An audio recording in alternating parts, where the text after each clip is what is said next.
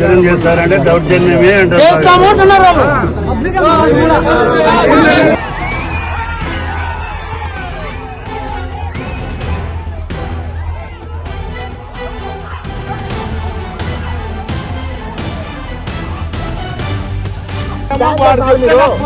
వాడు చెప్తే నాకు ప్రోగ్రామ్ ఉండదు, వాడు చెప్తే నేను ప్రోగ్రామ్ చేసుకోవాలి.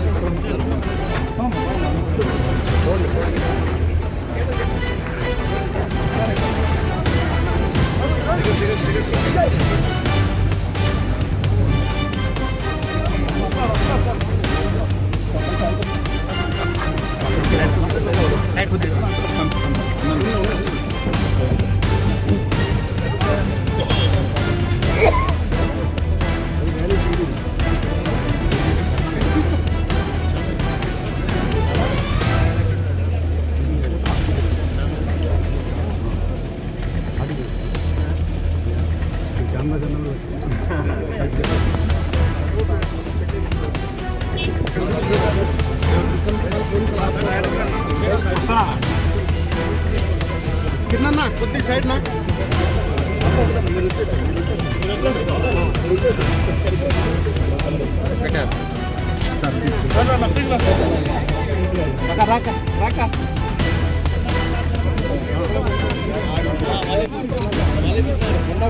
కరెంట్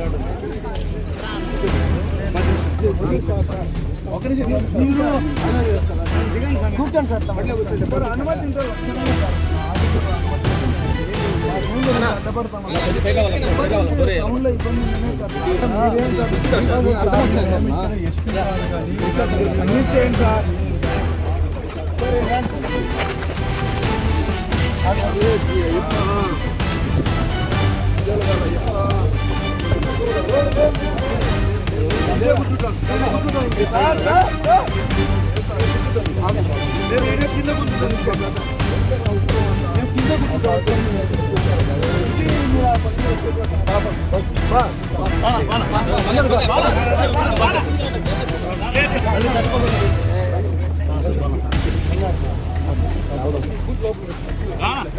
పెద్దిరెడ్డి రామచంద్రారెడ్డి నాయకత్వం, పెద్దిరెడ్డి రామచంద్రారెడ్డి నాయకత్వం, జై జగన్, జై జగన్, పెద్దిరెడ్డి రామచంద్రారెడ్డి గారి నాయకత్వం, పెద్దిరెడ్డి రామచంద్రారెడ్డి గారి నాయకత్వం, పోలీసుల జులుం, జై జగన్, జై జగన్, జోహార్ వైఎస్ఆర్, జోహార్ వైఎస్ఆర్, జోహార్ వైఎస్ఆర్, జై జగన్.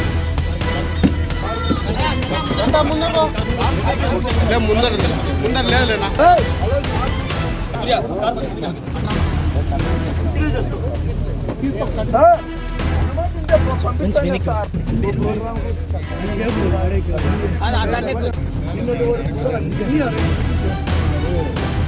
రాత్రి పట్టణంలో కూడా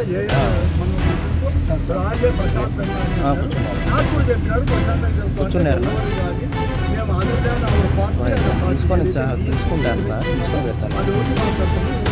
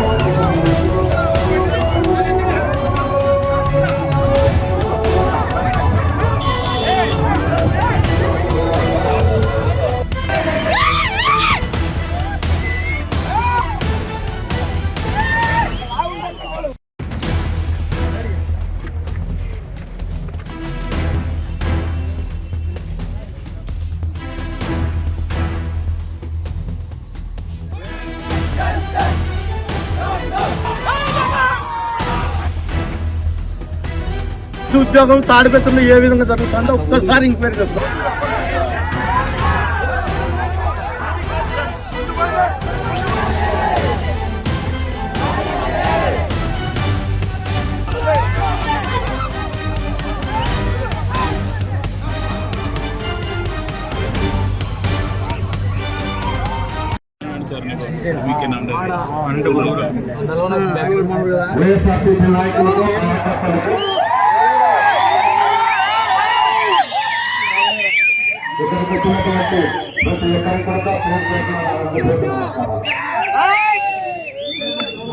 ముఖ్యంగా ఈ రాష్ట్రంలో టీఎస్ అధికారంలో అవకతవకలు జరిగినాయి. దీనికి కారణం నారా లోకేష్ వెంటనే రాజీనామా చేయాలా. అంతేకాకుండా నారా లోకేష్ చెప్తున్నారు జగనన్న చర్చకు రాని మీకు దొమ్ము ధైర్యం ఉంటే అని చెప్తున్నారు. నారా లోకేష్ నేను ఇక్కడ నుండి చెప్తాను, నువ్వు మంత్రి కూడా జగన్ దొమ్ము ధైర్యం ఉందో లేదో మీ నాయన చూస్తే తెలుస్తుంది. మీకు పొద్దున కావాలా పరిస్థితి ఇది. మా జగనన్న వస్తే జన సముద్రం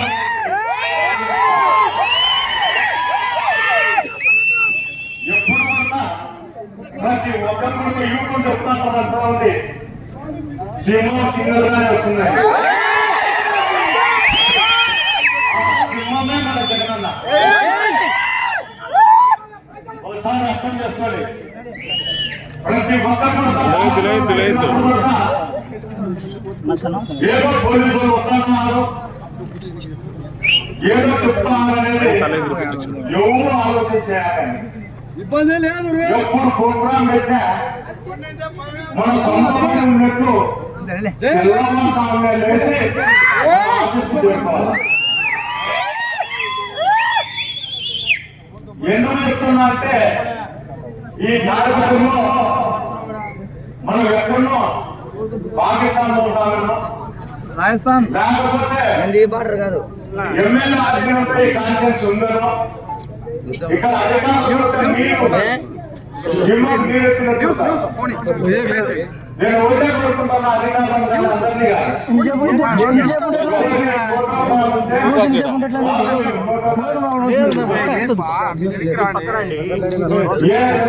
వాళ్ళకు మీరు ఫోటో కాల్ పెట్టి మీ విలువను దిగదాచుకుంటుంది. తాడిపత్రిలో ఈ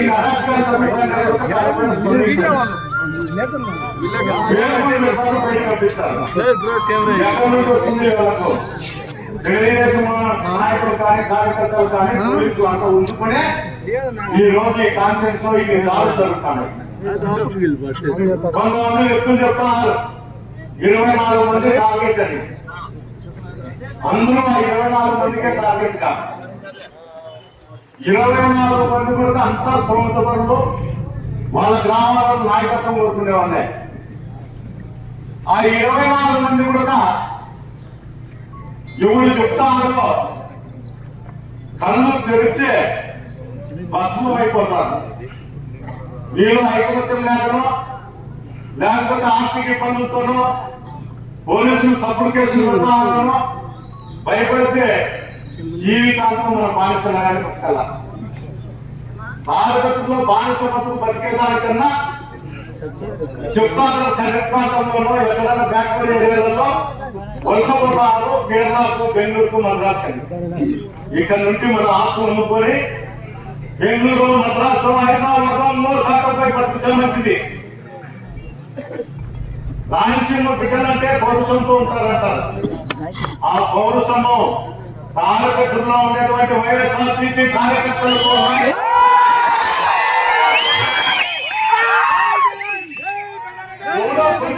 దెబ్బతలుతుంది అనుకోవచ్చు. మన మోటార్ సైకిల్ వచ్చి కిలోమీటర్లు దెబ్బతలుతాయి.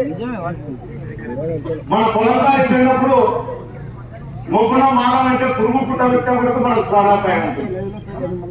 అందరూ తెలియలే అతి తెలియదు వస్తుందని చెప్పేది నా అభిప్రాయం. అందరం కలిసి పోరాడితే పోయేది ఏమి లేదు. పెద్దాగం ఉండాలి, ఆయన చూస్తుండాలి, మన ఇంట్లో మనం ఉన్నాం అనేది కాదు. పెద్దాడన్నా కూడా ఈ కాన్ఫరెన్స్ లో ఉండేటువంటి వైఎస్ఆర్సీపీ నాయకులు అందరూ తోడుంటేనే విప్లవం అనేది వచ్చింది. ఆ విప్లవం రానంత వరకు మనం బానిసలుగానే బతకాలి. నా భయవేదాన్ని తాగబెట్టుకు వచ్చినప్పటి నుండి నేను దినదినానికి దిగదాస్తానా, లేకపోతే మీ అందరి అందరితో కూడా నేను పౌరుషంగా ఉండాలా అని ఇది నాకే తెలియనుందా. ఇప్పుడు ఈ రోజు నాకు వస్తుంది, రేపు నీకు వస్తుంది, మన్నాడు కేసులు అనేది మామూలే. రాజకీయాలకు వచ్చినప్పుడు ప్రతి ఒక్కరికి కూడా కేసులు అనేది ఉంటానే ఉంటాయి. కేసులు భయపడ లేకపోతే మనల్ని పిలిచకపోతే మనకు ఎవరు తోడుంటారని. ఎవరు తోడు ఉన్ని లేకపోని ఈడ నేను ఒకరు ఉండాలని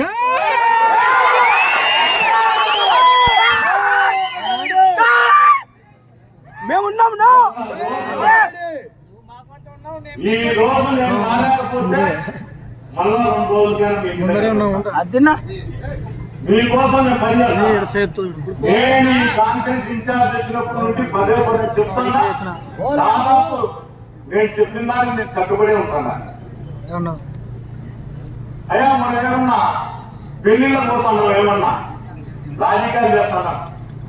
రాజకీయాలు చేసేటప్పుడు ప్రతి ఒక్కరి మీద కేసులు ఉంటాయి. అందులో ఇట్లాంటి నిజమైన కాన్ఫరెన్స్ లో ఖచ్చితంగా ఉంటాయి. ఈ దరిద్రం ఏంటికని మనం ఒప్పుకోవాలా.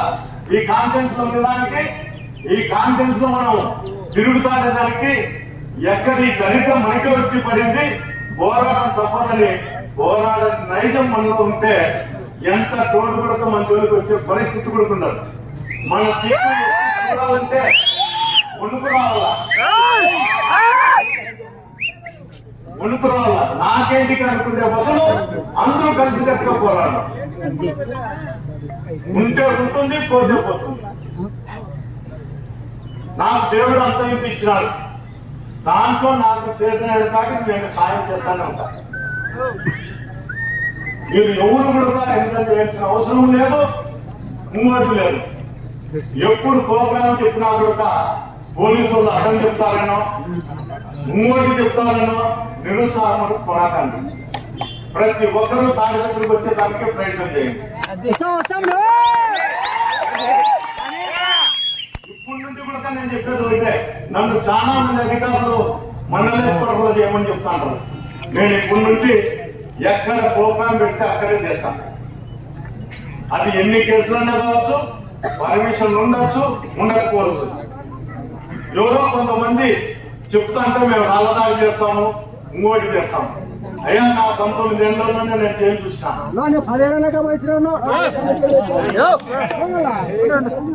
2 కేసులు ఉన్నాయి. నా జీవితంలో 60 ఏళ్ళు ఉంటే 20 ఏళ్ళు నేను ప్రతి సంవత్సరం 3 నెలలు 2 నెలలు లోపలుంటాను. ఈ 15 సంవత్సరాలు అతను చెప్తా అన్నాడు, కేసులు పెట్టించా, పోలీసులతో తెప్పించాలి. అయ్యా ఈ రోజు అతను ఏం చెప్తా అన్నాడో, ఈ రోజు మనం పుడుతున్నాం నిన్న పోలీసులతో చెప్పేవానికి బూట్లతో కొట్టుకుంటూ వస్తాం మన ప్రభుత్వం వచ్చి.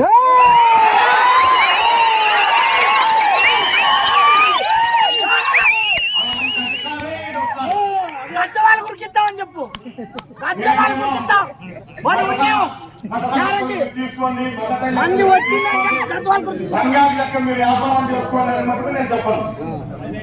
నీతి నిజాయితీగా పనిచేస్తూ చట్టం లోపలే మీరు ఉద్యోగం చేయండి అని చెప్తా. మన 5 ఏళ్లలో అదే చెప్పినాం, ఇప్పుడు అదే చెప్తాం.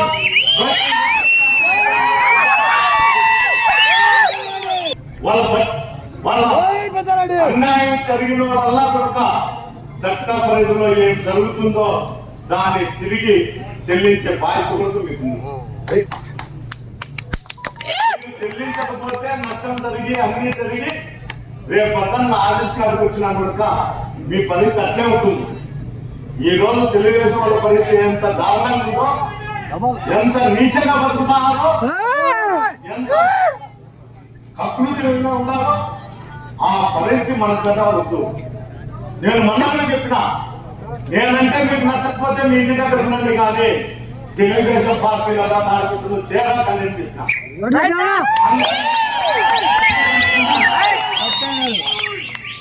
అంత నీచమైన బతుకు బతికేదానికన్నా ఎవరింట్లో బాధ్యత చేసేది మేలు. పక్కింటాయి వచ్చేనే కొట్లాడతారు. ఈ పిల్లలు అక్రమం అమ్మను బాధ్యత పడతారు. ఆ బతుకైతే మీకు ఉండకూడదని నేను కోరుకుంటాను. అది అధికారులకైనా వర్తించవచ్చు, తెలుగుదేశం నాయకులకు కార్యకర్తలకు వర్తించవచ్చు. నేను ఎవరికి భయపడే ఆలోచన లేదు. నా ఇంకా 20 కేసులు పెట్టినా, ఇప్పుడు 20-18 ఉన్నాయి. ఇంకా 20 కేసులు పెట్టినా ఆ వెదలు మాత్రం నేను భయపడను. చేసి నా కింద కేసులు పెట్టారంట. ఇప్పుడు చిన్న దొంగతనాలంతా సీఎంలు డిఎస్పీలు కొడతాంటే మమ్మల్ని కొడతారు సార్, మేము కూర్చుకున్నది దండే, లేకపోతే పిట్టాయి పెట్టాము. సంజీవ్ నగర్ ఉన్నాడు, వాళ్ళు ఎన్ఓసీలు సంతకాలు పెట్టారు.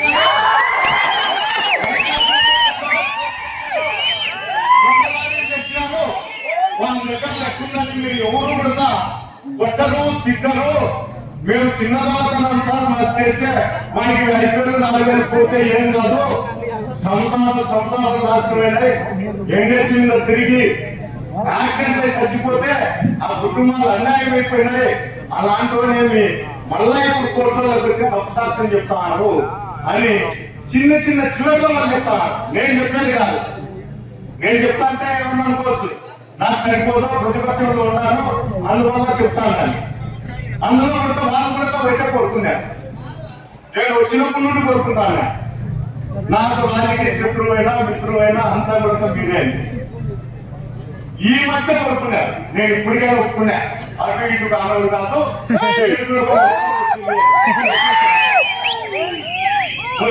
ఈ మధ్య ఇక్కడికి మొదటి వచ్చింది తప్ప కోరుకున్నాడు శభాషని. అంటే ఎప్పుడైనా కానీ శత్రువు కానీ మిత్రువు కానీ అదే కోరుకోవాలి. గ్రామంలో కానీ, జిల్లాలో కానీ, రాష్ట్రంలో కానీ, కాన్సెప్ట్స్ లో కానీ సరైన కోరుకున్నప్పుడే వారు మొగడు మనగాడు.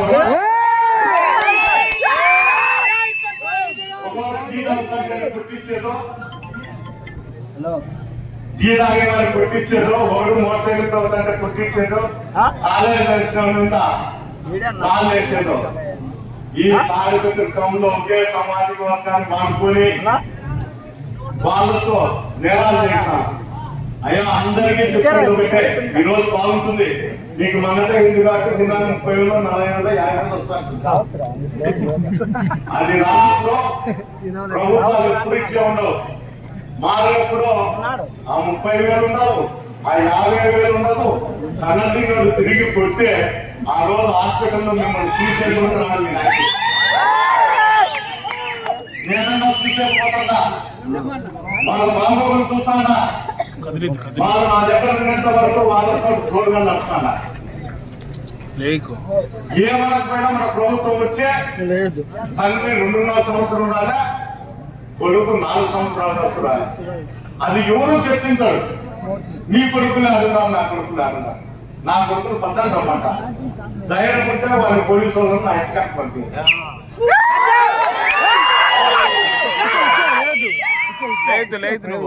నా కొడుకు నాకు పోయేదేం లేదు. మా నాయన సంపాదించిన దానికన్నా కొంత అంత పోయి సంపాదిస్తాం. పోతే అది పోతుంది. మాకు వ్యవసాయం మీద బతుకుతాం. నేను దొంగతనాలు దోపిడీల మీద వాని బెదిరించి ఇన్ని బెదిరించి అంగళ్ళకు బీగాలేసి ఇంకోటి ఇంటికి పోయిననుకో కొట్టి తిట్టి దోపిడీ చేసిన బతకల. నేను బతకను కూడా చచ్చిపోయినా చచ్చిపోతా కానీ అంత చేత కాకపోతే నీ చెప్తా నీకు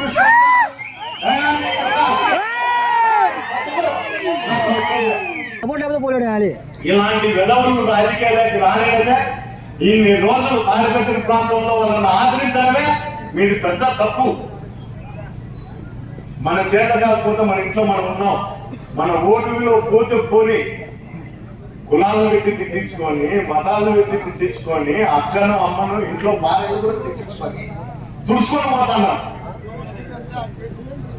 ఏంటి తుడుచుకొని పోతున్నారు ఏమో నాకు ఈ కాన్ఫిడెన్స్ లో అర్థం కాలే.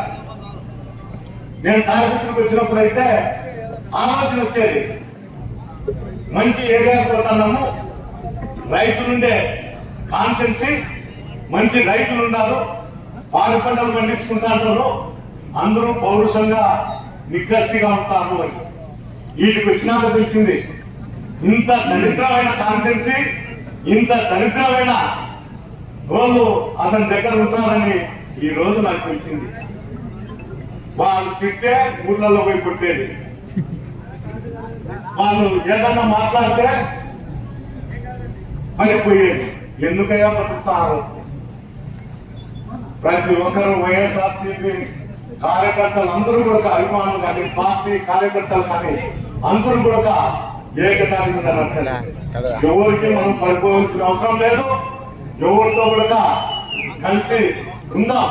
మనకి ఎన్నమండి అధికారం వచ్చేంత వరకు మీరు అందరూ కలిసికట్టుగా పనిచేయండి. మిమ్మల్ని చూసాం. ఈ డిఎస్సి అక్రమాలలో వెంటనే లోకేష్ రాజీనామా చేయాలా.